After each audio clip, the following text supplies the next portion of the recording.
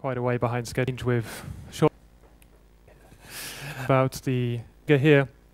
You see that there's a whole load of different trace gases that are exchanged with the atmosphere and also aerosol particles that are exchanged to and from the biosphere and the atmosphere, and therefore we can expect to have, I will admit, covered in about to have. If you've heard of effect on the climate and a short atmospheric lifetime, and by short in this sense I'm defining as something from days to about a decade or so. I mean, you can define it in different ways. Short in comparison to CO2, I think, is the important thing here. So this can be particulate matter, which we term PM, so aerosol particles, which also includes a kind of special category of black carbon. It can be tropospheric ozone, methane. It also includes hydrofluorocarbons, the successors to CFCs, but who cares from a land use set of connections? All things that have lead to some of them. So PVOCs, every presentation about here, if gases, so I think the gases ringed here in red, you could consider to be an SLCP. Basically, they have relatively short lifetimes in the atmosphere. And you can see pretty directly that the radiative forcing is associated with these gases, particularly CH4, but also with CO, VOCs, NOx. And in this case of this category here, you're seeing most of the forcing through, most of the increase in forcing through a change in ozone. You also get a bit of a decrease in the methane lifetime due to NOx. I'll come back to that later. But you can see, if you add all of these little bits up, that you get a radiative forcing in total that's pretty similar to that which you get from CO2 up to the present day relative to 1750. So it seems that these things have quite a large forcing on climate, and the initial idea you get on looking at this is, right, if we can reduce these, this will really help us out in averting serious climate change. But there's another aspect to this which I think is really quite important to highlight, and that's the issue of the timescale.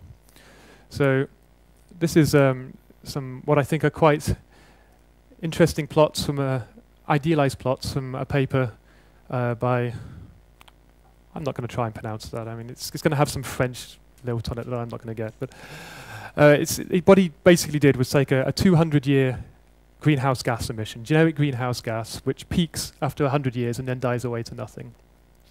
And then calculated the temperature response using a simple climate model, depending on what the lifetime of that greenhouse gas was, assuming that they all had the same level of radiative forcing. So if you have a gas with a lifetime that's either infinite or 1,000 years, you get a very large temperature response. And this is because as you keep putting that gas into the atmosphere, you build up the concentration again and again and again and again. So you get a cumulative effect of that gas on the radiative forcing and on the temperature response. If you compare that to a gas or a forcing agent with a lifetime of just 5 or 10 years, so the lifetime of methane, or even less in the case of most other SLCPs, then the effect of reducing the emissions by the same amount is really very small, because in any case, you put it into the atmosphere, it only stays there 10 years anyway. So if you stop all emissions now, in 10 years, it's all gone, or all the anthropogenic effect is gone. So you have to be quite careful when you're comparing these different types of gases and their effect on the climate. And just adding up radiative forcing doesn't really do the trick. And there's been some talk about if we reduce the emissions of these SLCPs, we can buy ourselves some time in terms of reducing CO2 emissions. If we reduce them now, then maybe the peak warming won't be quite so much, and we can start reducing CO2 emissions in 20 years instead of now. And this plot shows that really isn't the case, because this is the change in global mean temperature with no CO2 mitigation temperature increase. Reducing the emissions reduces the overall rate. If we, for half a degree, but by the time you've accumulated all those extra CO2 emissions, you might already be committed to several more degrees of warming, just because you avoided the emissions in between that time. So this is kind of a little bit of a warning to start off before we go into the different gases and agents that are involved, to really think about what it means to have not just different radiative forcings, but different lifetimes and and what that means, what we have to do to mitigate climate change. N2O has a longer lifetime. So N2O has a lifetime of on the order of a couple of 100 years. So it's kind of midway between CO2 and the others. So there's the 100 years, the 100-year gas on this plot, if I find my mouse, is about here. So I'm just gonna go through now in turn some of these different forcing agents. So starting off with particulate matter, this is basically any particle small enough to be suspended in the atmosphere. And if it's above about 20 micrometers in diameter, then you find it's lost pretty quickly by gravitational settling. The ones less than 10 micrometers have a relatively long lifetime. We generally term them PM10. We're also interested in them because of their health issues, and it's for humans and for animals. There's a brought forward each pollution and their polluters, and generally the exception being is really quite complicated, and it's really not something that, I mean, it would be at least a whole lecture to talk about it, but just to say this is the general sort of effect. There are also indirect effects that relate to how aerosols modify cloud composition. So they can change the particle number in clouds, which can change the reflectivity of clouds, and these are kind of knock-on effects that are very hard to quantify. In terms of lifetime, you have them in the atmosphere for timescales on the order of days to weeks. So they're not well mixed like CO2 is. They have differential effects across the globe. But they're still long enough that they can be transported significantly. So in Europe, we see the effect of particulate emissions in North America. In the UK, about half the particulate matter that you have in the atmosphere, unless you're right in the middle of a big city, the background comes from outside of the country, comes across the Atlantic. And so aerosols are either emitted directly, so we term these primary aerosol, or they also be formed in the atmosphere from the chemistry of other gases. And we term this secondary aerosol. And one particular source of these is from the oxidation of volatile organic compounds. In terms of land use, we can reduce the relevance a little bit. So the land use related sources really, they relate to biomass burning, aerosols directly. These are emitted by plants. Ralph, quite an important pollen, but these are. And I put a natural sources of aerosol, which is shown in this picture, is dust. And there's some parts of the world where overgrazing is leading to a loss of vegetation cover and becoming increasingly dusty. The Sahel would be maybe a classic example. And maybe this leads to likely this leads to a change in the aerosol burden. That's pretty much all I'm going to talk about for aerosols. So it's without going into a lot more detail, the effects from land use change are fairly first order. They're not really first order, but it's too complex. That's it. I want to talk instead about methane. So methane's a major greenhouse gas. The radiative forcing per molecule is about 26 times that for CO2. The radiative forcing just from methane concentrations in the atmosphere amounts to something like a quarter or a third of that of CO2, depending on where you draw the baseline. It also has a small effect on water vapor in the stratosphere. This is a small warming, but it's relatively minor in comparison. Another thing that methane does is it's a primary precursor for tropospheric ozone concentrations. So it not only has a radiative forcing directly, but through how it affects the concentrations of other gases. Although having said this, its effect on ozone is relatively diffuse. It doesn't lead to particularly high ozone episodes because its reaction rate in the atmosphere is so slow, and it becomes well mixed from its sources before it's really properly oxidized. And the reason for that is because it has a lifetime of about 12 years. So you get this very well mixed concentrations around the globe. The sources, the kind of anthropogenic, biogenic sources, are the ones relevant to land use change. Almut mentioned these before. I think I have them better on the next slide, actually. So this slide here shows many things. I think Ben would call it a talkative slide. It's the increase. This dashed line here is the increase in the atmospheric mixing ratio of methane since 1980. And the solid line shows the atmospheric growth rate per year. So you see the growth rate is growing. It's growing at a range of somewhere between 0 and 10 parts per billion per year. And these little bar graphs at the bottom show the balance between the sources and the sinks. And if we just zoom in on the one for the year 2000, you see that the sources here on the left-hand side of the picture, they're dominated by emissions from wetlands, natural wetlands mostly, and from agriculture and waste decomposition on the other side in blue. And this portion here is from fossil fuel emissions, and then this little portion here is direct emissions from biomass burning. So we have emissions that are really heavily dominated by the natural system, but also substantially influenced from the anthropogenic side as well. So some of these, in a bit more detail, rice paddies, about 5 to 6% of global emissions at the moment. If you change the amount of your rice paddy distribution, and you're changing your, or not your distribution, but your amount and the way you go about that agriculture, you can have a reasonably substantial effect on the methane emissions. Similarly, if you change the number of ruminants, so the number of cattle and similar animals, then this have quite a substantial effect on global emissions. 14% of the current emissions come from ruminant emissions. If we were to go about draining wetlands, we could have quite a substantial effect.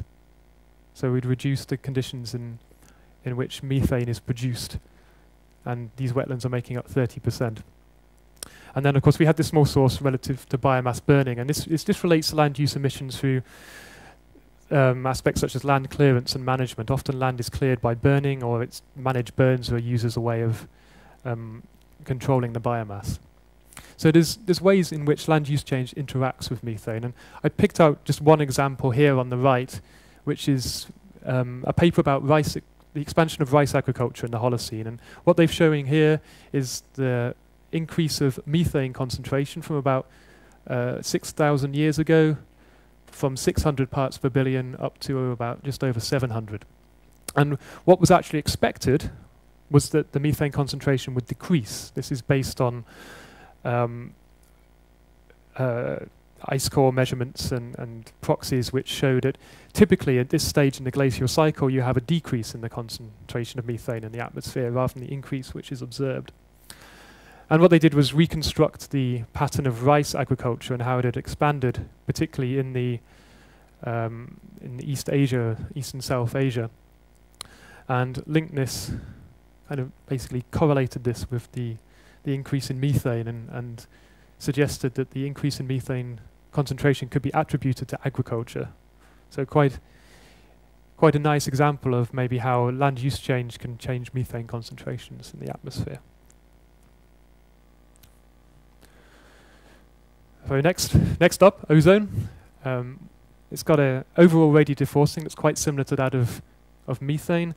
It's very hard to give it a radiative forcing in terms of per ppb, like you do for methane, and relate it to how strong the radiative forcing per molecule is, because ozone actually has a very short lifetime in the atmosphere, which makes such calculations kind of difficult or meaningless.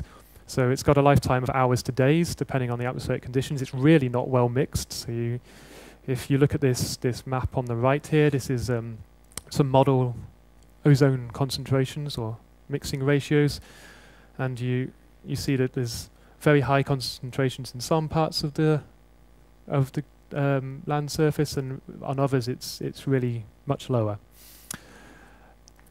It's not just a problem for radiative forcing, it also has substantial health effects. Ozone is one of the gases that's been shown to have significant respiratory effects, and of course it's correlated with quite substantial levels of mortality when the mixing ratios reach a high level. So the World Health Organization defines a level of 50 parts per billion as anything above that being considered damaging for human health.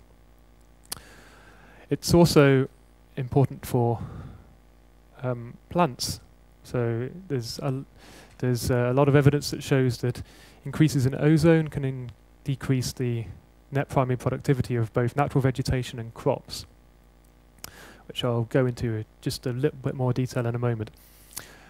And in terms of sources, ozone isn't emitted. Ozone is formed in the atmosphere, and it's formed in the atmosphere from a variety of different compounds, but mostly it's a combination of organic compounds, so methane or biogenic volatile organics, any kind of volatile organic compound, and chemistry with nitrogen oxide emissions. So this is an example from a paper by Stephen Sitch a few years ago. He put the effect of ozone on plant productivity into a global vegetation model. And so what you see here is the present concentrations, mixing ratios even of ozone in summer, Northern Hemisphere summer, June, July, August. And again, for 2100, under a strong emissions scenario, you see these very large increases in the ozone mixing ratio, particularly over the tropical regions. And then these lower plots show the changes in the gross primary productivity due to ozone. And they show the plots for this scenario here, I believe, with a low ozone sensitivity and a high ozone sensitivity. So there's quite a lot of uncertainty over how much effect ozone actually has on plants. But what you can see here is, nonetheless, the reduction in the plant productivity is substantial. We're talking on the order of 0 to 10% across the tropical forests in this low sensitivity map with these high mixing ratios, to over 30% with a high sensitivity. And this is a huge change in the primary productivity. These are based on extrapolations from just a few measurements. So this is typically what we tend to do in global modeling, is take a few measurements and extrapolate them to the globe and see what the sensitivity would be. So you shouldn't take these as gospel truth by any means, but they're just an indication of one of these sensitivities in the climate system and how they interact with each other. This is another paper, but this time looking at the effects on crop yields. It's quite well documented that ozone reduces crop yields. Here they've looked at the effects of ozone on soybean, wheat and maize yields for different countries. And so this is the relative yield loss going from quite small in blue to quite large in red. Red is over 30% yield loss. And there's two different metrics here for calculating it. We're quite unsure whether ozone has an ever-increasing effect. So from starting from a 0 mixing ratio, you increase it, and you gradually get a proportionally larger effect, or whether there's a threshold above which it starts to be detrimental, and below it, it doesn't really matter. I would tend to subscribe to the first view based on just a kind of ecological viewpoint, but very often in epidemiological studies for humans, they take the threshold into account. It's kind of convenient for regulators as well. Now, ozone brings me on to biogenic volatile organic compounds, because these are very important for the formation of ozone. And we know that we emit volatile organic compounds anthropogenically. We emit them from our cars. The evaporation of petrol is an example of a volatile organic compound going into the atmosphere. But the emission from plants outweighs that from anthropogenic sources by about 10 to 1. It's really the biogenic sources that dominate the global budget. And what's more, they're more reactive, so they have more concentrated effects, typically, than the anthropogenic ones do. It's also an important precursor for the production of secondary organic aerosol. Very, very broadly speaking, the heavier the compound is, the more likely it is to condense and form an aerosol. So, so if we look at this breakdown here, this is a breakdown of global BVOC emissions by compound, and you can see there's one compound that pretty much dominates everything, and that's isoprene, which is a molecule C5H8. It's one of the lightest VOCs, and this doesn't have a great potential to form aerosol. There's a bit of uncertainty over what the yields from it might be, but overall the yield from isoprene is quite low. You can contrast this to monoterpenes here, which are reckon to be about 10% of global emissions.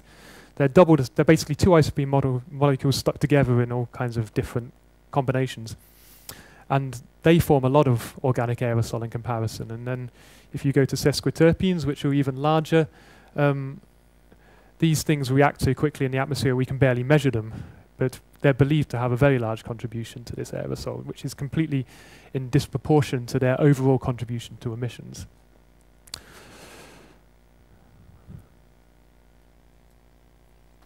So a little bit about these compounds and how they're emitted. The emission changes very much depending on the environmental conditions. So isoprene I'm going to take as the classic example because it dominates the global emissions, and many of these aspects hold true for other compounds. Isoprene emission is really controlled by temperature and light. So as the level of light increases, you get a strong increase in the isoprene emission, which gradually tails off as that light level saturates out, just like you see for photosynthesis. There's also a very strong temperature response, even stronger than the one to light. So if you have emissions at 20 degrees C, can be several times lower than those at 30 degrees. Very, very strong response, which eventually tails off at high temperatures. Monoterpenes, some of them have a light dependence, some of them don't. Some of them are emitted throughout the day and the night. Isoprene's only emitted during the day. As well as this, and very important for global change studies, there's evidence that isoprene emissions are inhibited by CO2. So you might expect that global change would lead to an increase in temperatures and an increase in isoprene emission, and this is what the early studies suggested. But actually, when you take into account the inhibition by CO2, this cancels out a lot, if not all of that effect. So it can be quite a complex calculation to figure out exactly what's going to happen. The other extremely important aspect in emissions of these compounds is what kind of species you have on the ground. So if you have a broadleaf tree, you have much higher emissions of isoprene than you have from a needleleaf tree. But conversely, you generally have lower emissions of monoterpenes than from needleleaf trees. So the boreal forest is quite a high emitter of monoterpenes, and the tropical and temperate forests tend to be relatively high emitters of isoprene. In contrast, crops emit almost none of these compounds. So if you go around changing your forest into cropland, you fundamentally change the emissions of these croplands into the emissions of these compounds into the atmosphere. Now, I'm gonna go into a little bit more detail here because I think the ozone chemistry is particularly interesting and much more non-linear than just the case of we replace forests by cropland and we change the emissions and therefore we change the burden in the atmosphere. Ozone doesn't really work that way. So I'm going to go through a little bit of atmospheric chemistry, and I hope you'll bear with me as we go through it because hopefully in the end you'll see why I did it. So ozone is formed in the troposphere. This just relates to tropospheric ozone, nothing to do with the stratosphere, from the photolysis of nitrogen dioxide, which is why the concentrations of NOx in the atmosphere, the emissions of NOx, suddenly become relevant for ozone formation. And this reaction produces a free oxygen molecule, and that oxygen molecule free oxygen atom, which rapidly combines with a free oxygen molecule to form ozone. However, the reaction also produces an NO molecule, a nitrogen oxide molecule, and this NO molecule can then react again with ozone to reform NO2 and molecular oxygen. So what you have here is a kind of on its own, a closed cycle, which gives you a steady state ozone concentration, which depends on the amount of NOx you have in the atmosphere and the amount of solar irradiation you have. And this is usually something around 10 to 25 parts per billion. So really it's well within the levels we'd consider safe and background.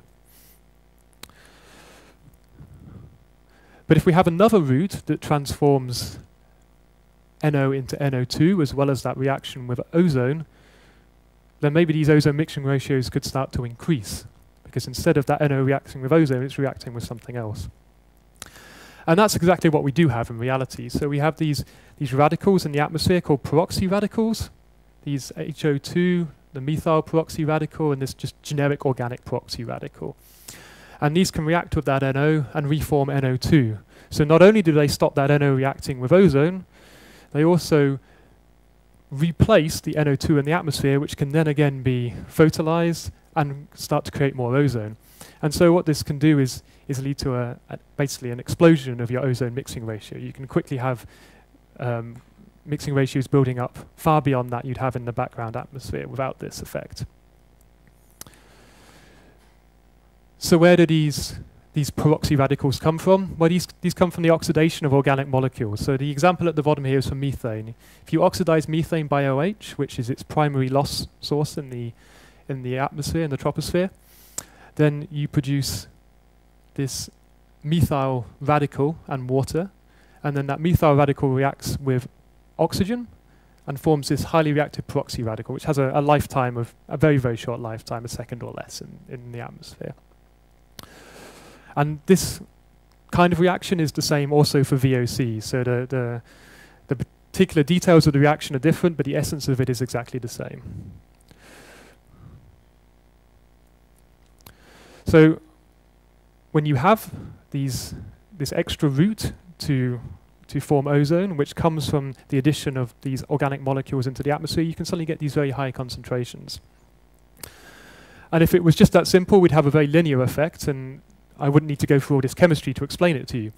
But actually, it's not quite that simple, because it depends on the chemistry that you get dominating depends on the concentration of NOx that you have in the atmosphere. So if you have a lot of NOx in the atmosphere, then this reaction, where's my mouse gone? There's my mouse. This reaction dominates, and you get this reformation of NO2. If you don't have much NOx in the atmosphere, which is the case for instance, in the remote tropical forests, then instead of these peroxy radicals reacting with NOx, they tend to react with each other and they form peroxides. And peroxides don't stay in the atmosphere very long. They tend to be deposited out and lost completely from the chemistry. In addition, you also have the reaction of ozone directly with the organic molecules, just called R in this case, which lead to a variety of products that don't really matter. But my point here is that if you have lower levels of NOx in the atmosphere, then you not only have less capacity to produce ozone, but you can actually actively start to lose it.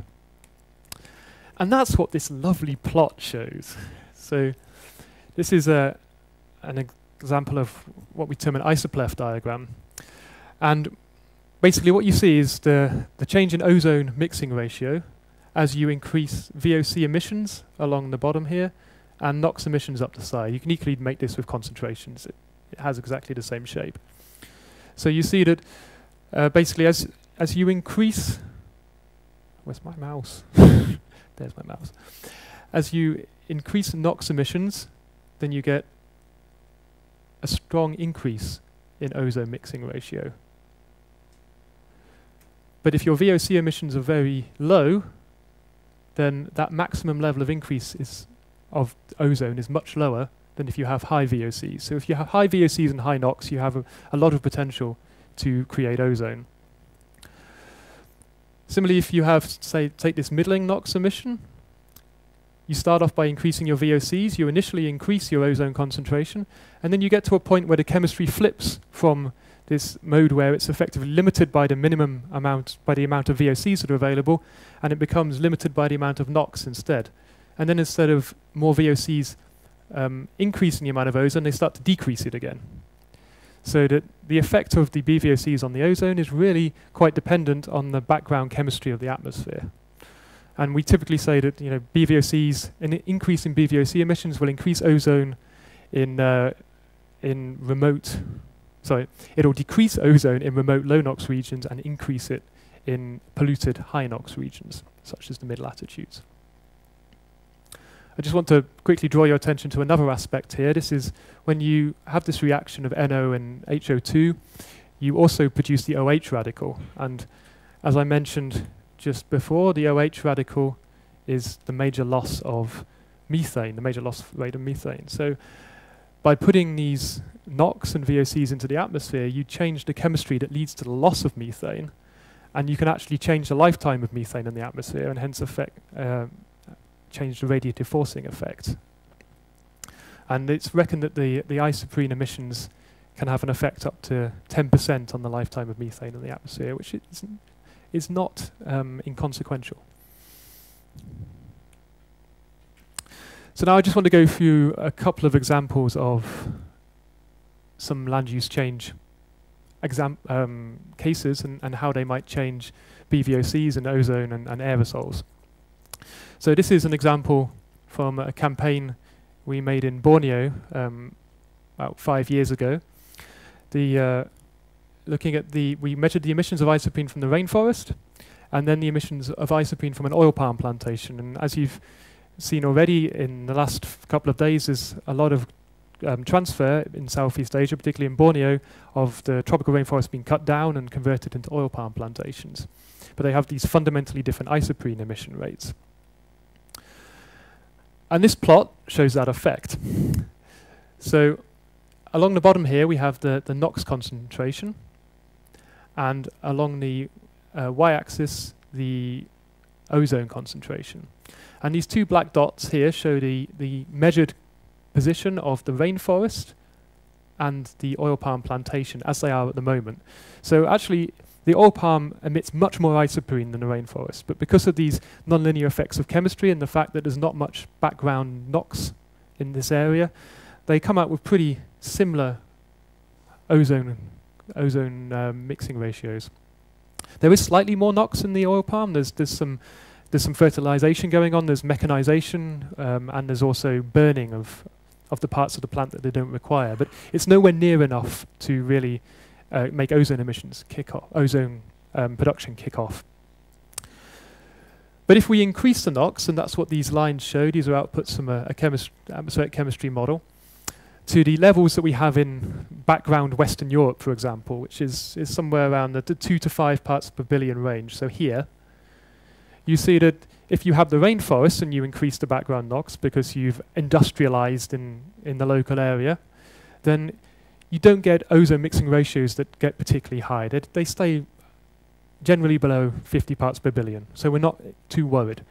But in the case of the oil palm, the chemistry really kicks off, and you get these incredibly high mixing ratios, which are really quite serious. You know, something of 100 parts per billion is going to have very significant health effects as well as effects on plants and crops.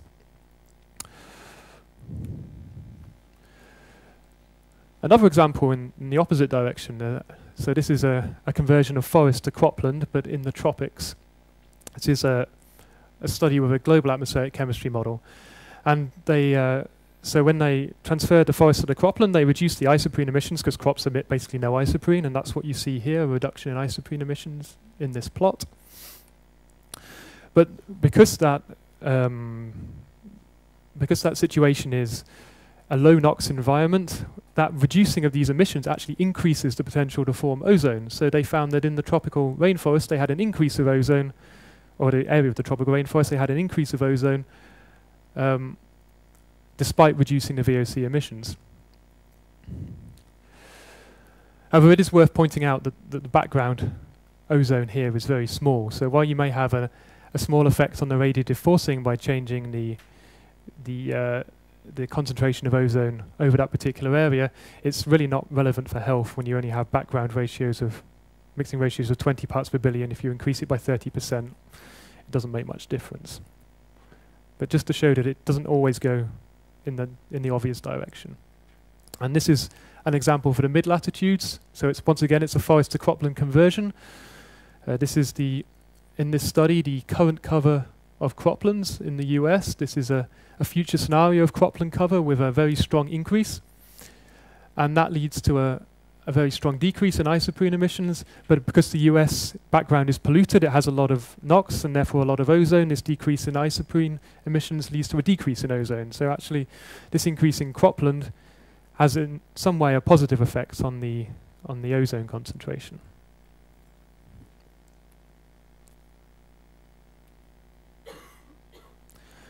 I showed this example here. We've been talking about biofuel production, and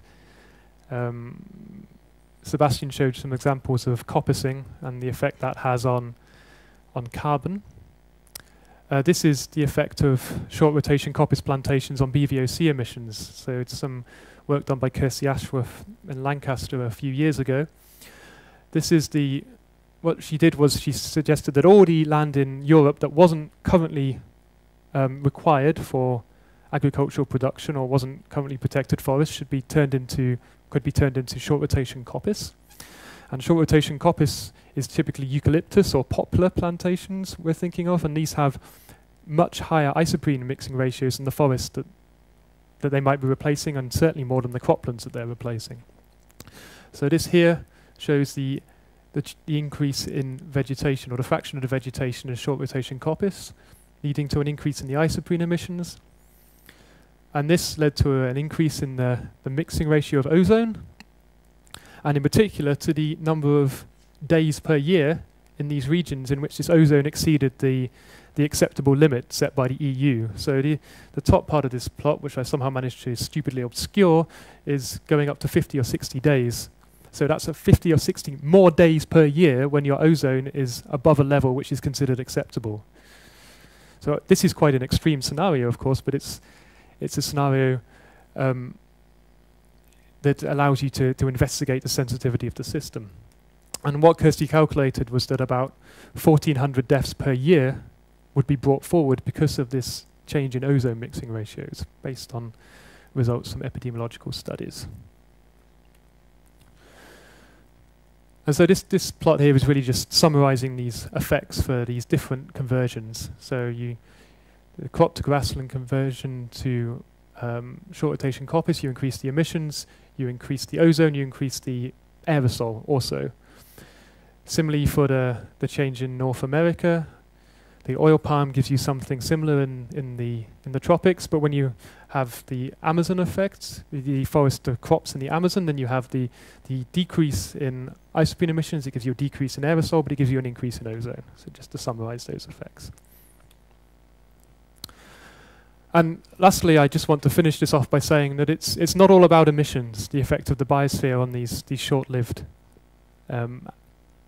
constituents of the atmosphere, because the biosphere also captures these species through deposition. So ozone particles, even some VOCs, can be directly deposited to plants. We reckon about 25% of tropospheric ozone is lost by deposition as opposed to chemical processes. We don't really need to go through these in too much detail, but just to say that the deposition flux is a function of what we term a deposition velocity and the concentration.